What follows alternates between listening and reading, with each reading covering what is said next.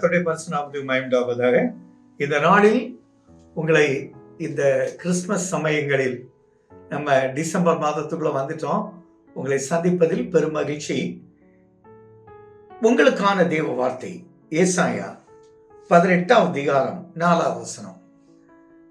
தேவன் தம்முடைய வாசஸ்தலத்தில் இருந்து உங்கள் மீதும் உங்கள் குடும்பத்தின் மீதும் கண்ணோக்கமாய் இருக்கிறார். அதுதாங்க நல்ல செய்தி.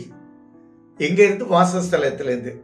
நான் அமர்ந்திருந்து வயலின் மேல் காந்தி உள்ள வெயிலை போலவும் அறுப்பு காலத்துக்கு உஷ்ணம் உண்டாகும் பனிமேகத்தை போலவும் என் வாசஸ்தலத்திலிருந்து கண்ணோக்குவேன் என்று கர்த்தர் என்னுடனே சொன்னார்.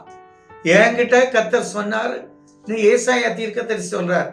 நானும் அந்த வாஸ்தவனால் உங்களுக்கு அந்த வார்த்தையை சொல்றேன். அவருடைய ஆலயத்திலிருந்து தேவன் தங்கும் வாசஸ்தலத்திலிருந்து உங்கள் மேலையும் உங்க குடும்பத்துக்கு மேலையும் அதிகாலையில் காந்தி என்றால் சூரியனுடைய கதிர்கள் வெளியே வருவது போல உங்க மேலையும் உங்க பிள்ளைகள் மேலையும் உங்க குடும்பத்துக்கு மேலையும் நீங்க செய்கிற பணிகள் மேல கர்த்தருடைய பிரகாசம், அந்த வெளிச்சம், அந்த கதிர்வீச்சு உண்டாயிருக்கும்.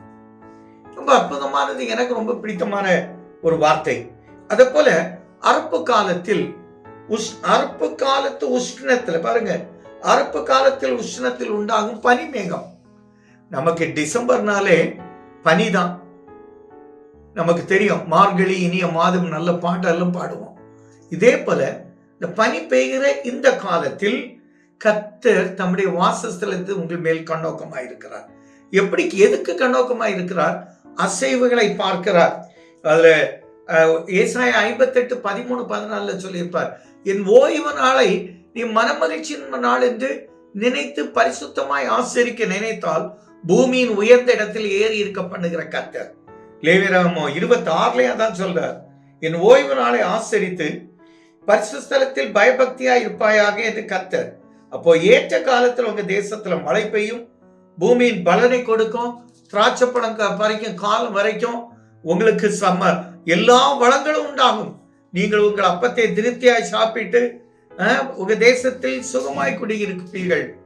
பணக்குறைவில்லாத வாழ்வு, மனக்குறைவில்லாத வாழ்வு, சரீர குறைவு இல்லாத வாழ்வு, சுகத்தோடு இருக்கிற வாழ்வு.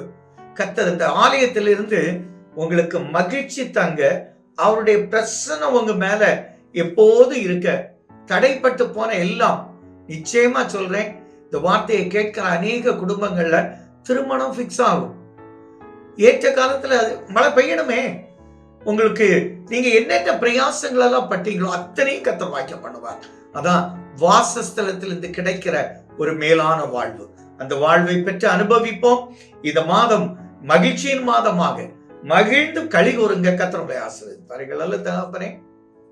வாசஸ்தலத்திலிருந்து எங்க மேல, எங்க குடும்பத்துக்கு மேல கண்ணோக்கமாயிருந்து மகிழ்ச்சியாயிருங்கன்னு சொல்லி குறைவில்லாத வாழ்வை கொடுத்திருக்கிற கர்த்தர்.